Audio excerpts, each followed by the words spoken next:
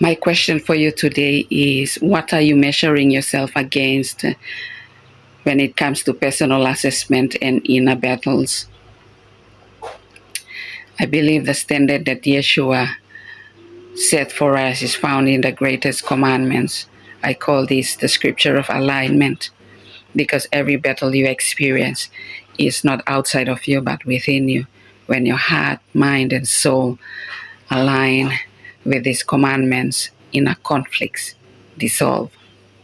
Now let's look at the soul perspective on the greatest commandments that Yeshua revealed. The first commandment produces the pillars of self-care, because when you love the Lord your God with all your heart, soul, and mind, you come into alignment. And from that alignment flows self-awareness, self-regulation, self-respect, inner order, and wholeness. This is self-management at its highest level. So the greatest commandment is the structure of self-management. The second commandment produces the pillars of relational care, because when you love your neighbor as you love yourself, your inner state becomes the measure of how you relate. From that inner wholeness flows empathy, respect, healthy boundaries, compassion, mutual dignity. You cannot love another well without first being aligned within yourself. The first commandment establishes self-care through inner alignment. The second commandment establishes relational care through outward expression. Alignment within produces care within. Alignment within also determines how we care for others. The first commandment governs your inner world. The second commandment governs your outer world. Self-care is not selfish. It is foundational. Relational care is not forced.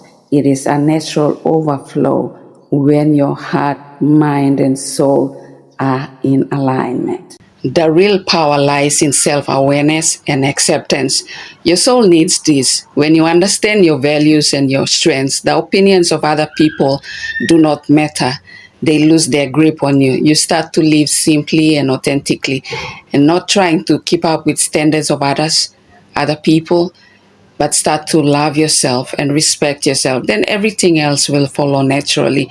Your soul knows very well all that you require for life. True transformation isn't about more goals, more habits, more hustles. It's about subtracting everything that drowns the voice of the soul. That's to the roots, and the branch will grow effortlessly.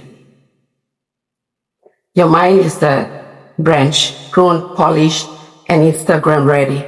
But your soul is the root system, drawing nourishment from buried stories, values, and trauma.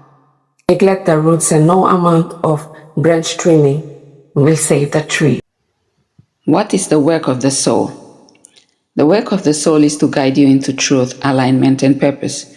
The soul is the eternal part of you, the part that remembers who you truly are beyond roles, fears, and expectations of this world. Its work is to whisper the deepest truth about your identity, lead you toward experiences that grow you, call you back into alignment when you drift, expand your consciousness so you can become your highest expression, connect you to divine God. The soul's work is direction and identity. It holds your original design. Now, what is the work of the mind? The work of the mind is to process, interpret, and translate your soul's instructions into thoughts, choices, and actions. The mind is the interpreter, the bridge between the spiritual and the physical. Its work is to think, reason, analyze, and plan. Build beliefs based on what you allow in. Filter your experiences. Choose what you will give attention and energy to. Align itself with the soul, or get lost in fear and ego. When the mind is disciplined and aligned, it becomes the servant of the soul. When it is unhealed, it becomes the master, causing confusion and misalignment. Now, what is the work of the heart? The work of the heart is to feel, sense, connect, and regulate your emotional truth. The heart is the emotional compass and the energetic center of your being. Its work is to feel deeply and authentically, signal what is safe or unsafe, connect you with others through empathy, hold compassion, love, gratitude, and peace, and reveal where healing is needed. The heart shows you the state you are operating from. It tells you whether you are in alignment or imbalance. In summary, when we talk about the soul, it is really about identity and divine direction. The mind is all about interpretation and choices. The heart is all about feeling and emotional truth. When these three are aligned, a person becomes whole, clear, powerful, and unstoppable. Today, I bring you the reasons why you should follow the leading of your soul. One, because your soul is the only part of you that is not influenced, corrupted, or shaped by the noise of the world. Two, your soul is your purest compass, the place where God's truth, wisdom, and intention for your life are anchored. When you ignore it, you drift. When you silence it, you suffer. And when you follow it, you rise. Your soul sees what your eyes can't. It knows what your mind hasn't processed yet. It carries the blueprint of who you were born to become.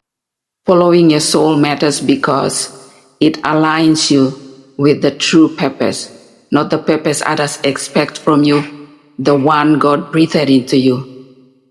It ends internal battles when your soul leads, your heart, mind, and actions finally move in one direction.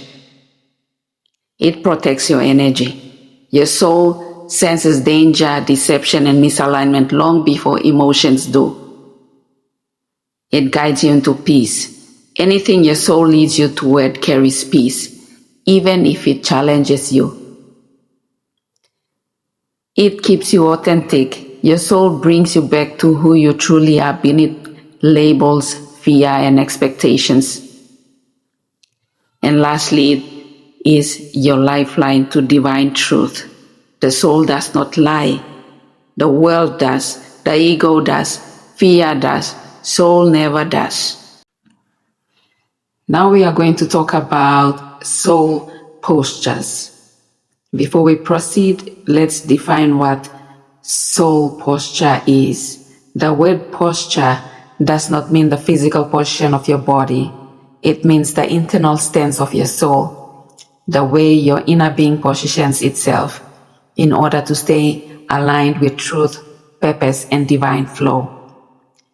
Think of posture as the attitude, alignment, and energetic position your soul chooses to stand in. Here is the deeper meaning. 1. Posture equals alignment. It's the way your soul stands on the inside. Just like the body needs correct posture to stay strong, the soul needs spiritual posture to stay aligned. 2. Posture equals soul attitude. It is your soul's attitude toward life. Stillness, trust, truth, gratitude, courage, compassion, alignment. Each one is a stance your soul takes in different seasons. 3. Posture equals energetic position. Your energy can lean forward, anxious, shrink back, fear, or stand tall, truth. Soul posture is when your energy is positioned correctly so that divine flow can move freely. 4. Posture equals readiness.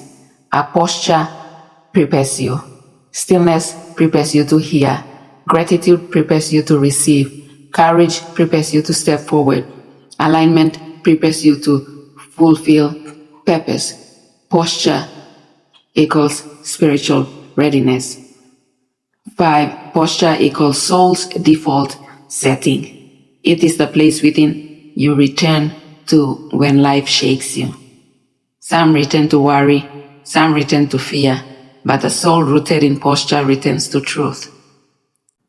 Let's continue to look at soul postures, the inner positions your soul takes to stay aligned, grounded, and powerful. These are not physical postures, they are states of being that you keep connected to truth, purpose, and divine flow. The 7 soul postures. 1. Posture of stillness, listening to the inner voice. This is when your soul becomes quiet enough to hear truth. Stillness is not the absence of movement, it is the absence of noise. Your soul uses stillness to reset, recalibrate, and return to clarity. Without stillness, you operate from confusion. 2. Posture of surrender, releasing control to divine order. This is when the soul stops forcing and starts flowing. Surrender is not weakness, it is alignment.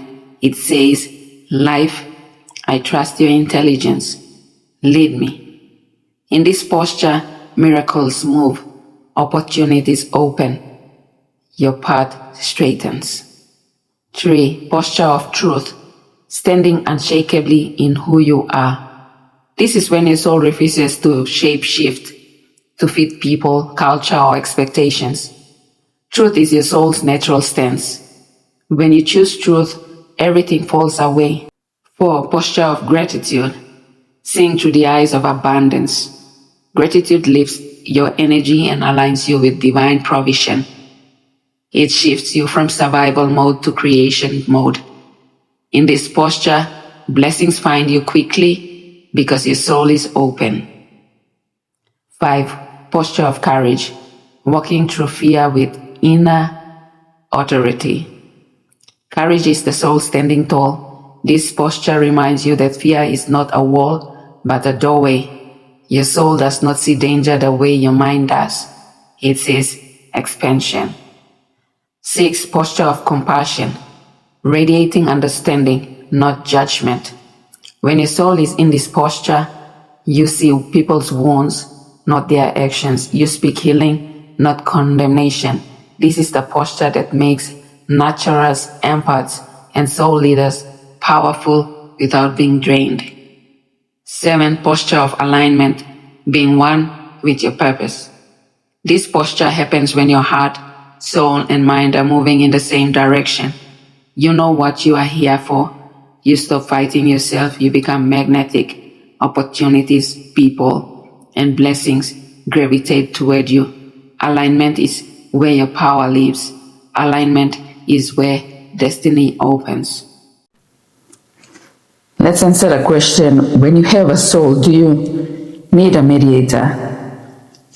The answer that I would give is no, not in the way religion has made it seem. Your soul is the mediator. Your soul is the bridge between you and the divine.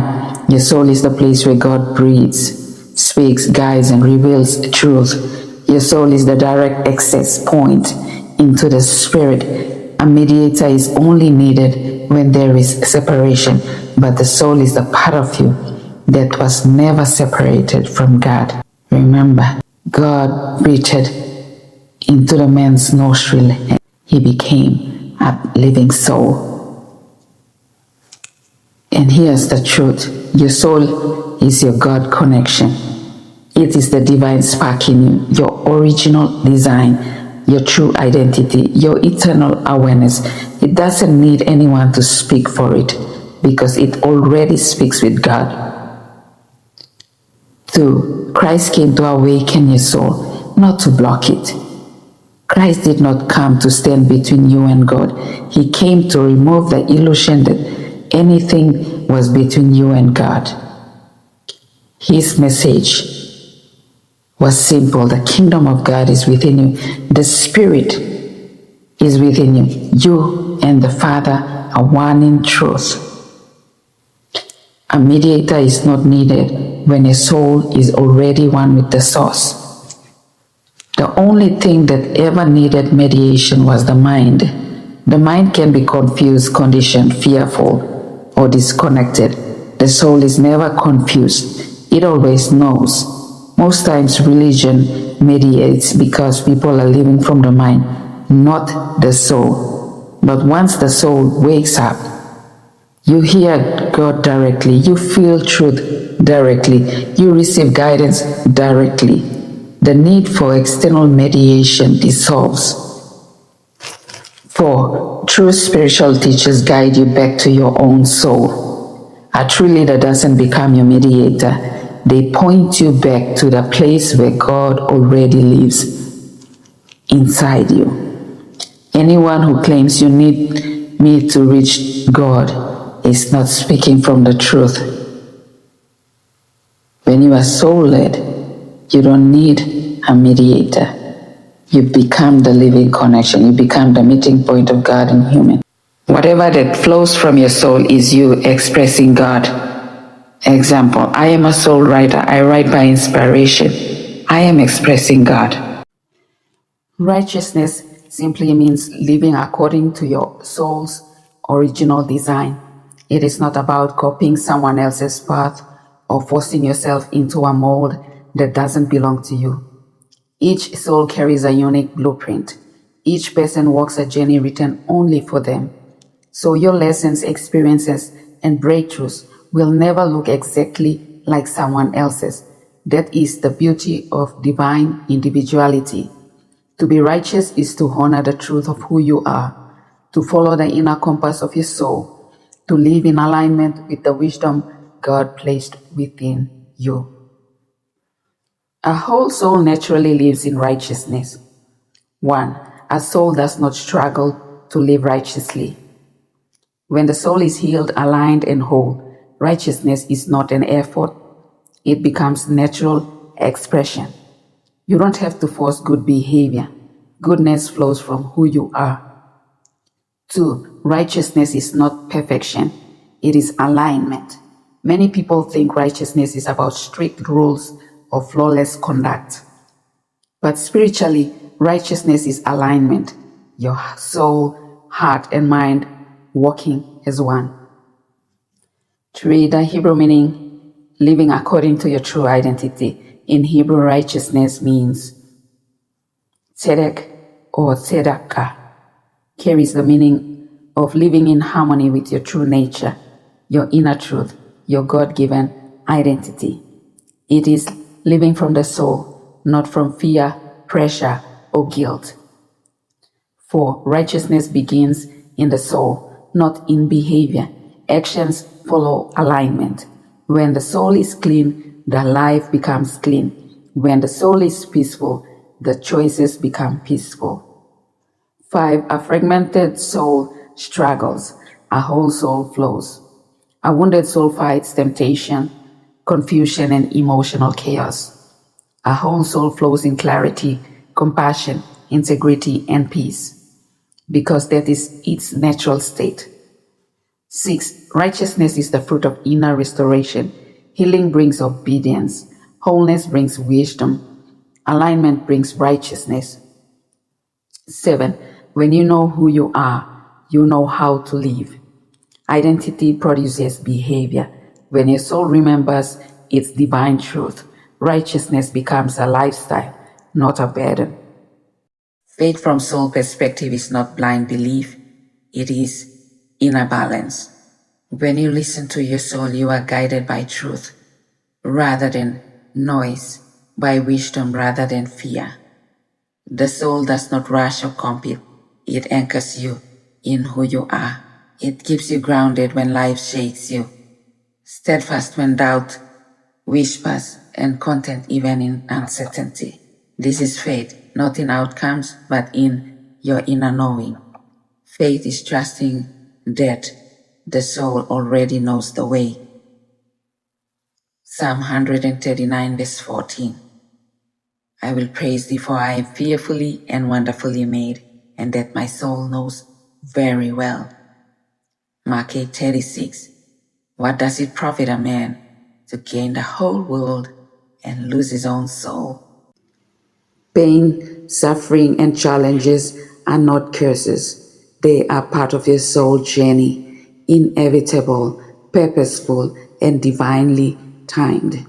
They show you where you are in your journey, what needs attention, and what must be released. They are signs of redirection, calling you back into alignment with who you truly are. Every challenge reveals the parts that need healing, strengthening, and awakening. They do not come to break you, but to grow you. They purify your intentions, strip away false identities, and expose the wounds your soul wants to heal, so you can rise into your next level without carrying old burdens.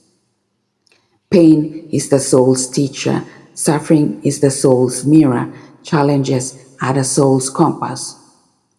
Your soul grows through what you walk through, not what you avoid. Every challenge is preparation, every delay is protection, every hardship is initiation. This journey is not linear, it is spiritual, layered, and divinely orchestrated. You are being shaped, strengthened, and elevated. The fire you are facing is not meant to consume you, it is meant to refine you. And on the other side of every pain, suffering, and challenge is your promised land. The breakthrough, purpose, influence, and destiny your soul has been preparing for. Your soul is built for this. You were designed for power, truth, and wisdom. Nothing you've walked through is wasted. Everything is guiding you toward who you are becoming.